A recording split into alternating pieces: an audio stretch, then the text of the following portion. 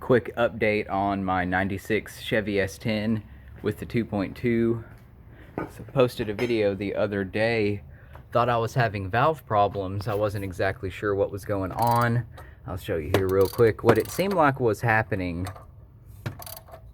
It was all around cylinder number 4 back here. While number 4 was on its intake stroke like it is right now, somehow air was also aggressively hissing out of the intake mounted on the left side, which seemed impossible.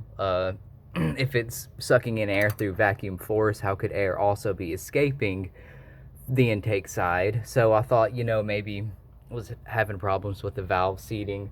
So we went ahead and took the cylinder head off, and the valves were functioning perfectly fine. I'll show you the head in just a minute. But what I did notice, and I didn't see it initially actually, I just took a look at this old ugly gasket and threw it to the side, but as you can see right here between cylinder number 3 and 4, it is completely blown out, eroded away.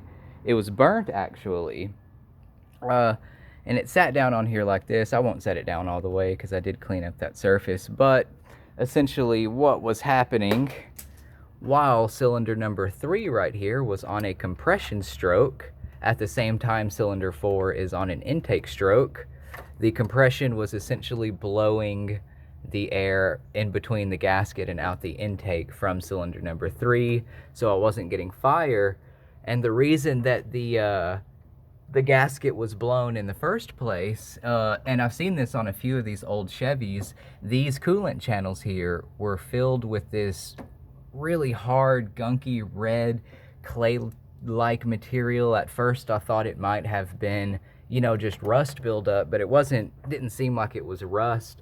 Could have been gasket stop leak or something like that. Somebody put there in the past, a previous owner, to stop a leak, and it was clogged up the oil channels, which it clogged it up pretty good all along here and all along here, which caused overheating, blew the gasket out. I've already took the measurements and put a flat edge on it, and somehow there's no warping of the cylinder head. So yippee, got the new head gasket right here, still in the package, so that'll go on here in just a minute. Anybody have any suggestions on this? I got a little bit of that chunky clay-like material into the lifter valley, so I've been trying to extract those pieces out. I don't really want to do any further assembly, so I'm kind of draining the oil to get a better look. But I'll show you the cylinder head over here. Here's the lower intake manifold, injector rail, cleaned up some of those surfaces. Here's the bottom of the cylinder head.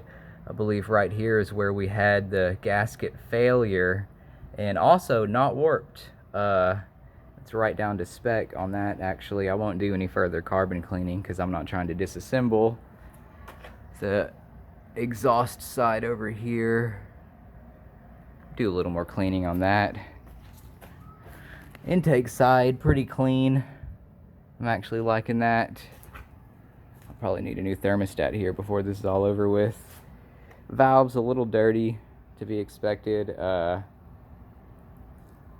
Again, I'll probably run a vacuum through here, run a bottle of oil through it to clean all that carbon that fell on it off.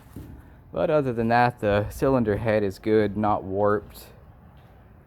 So yeah, that's pretty much the update. I've got my rockers and rods here.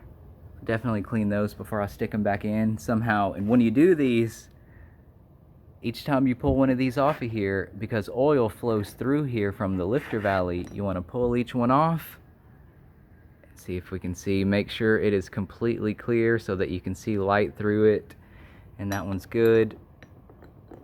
But, it's Texas right now. There's a lot of pollen out, so these have been exposed. They'll need a little cleaning before I put them back on. But yeah, again, if anybody has any suggestions on how to get the gunk out of the lifter valley here, definitely let me know. Y'all have a good one.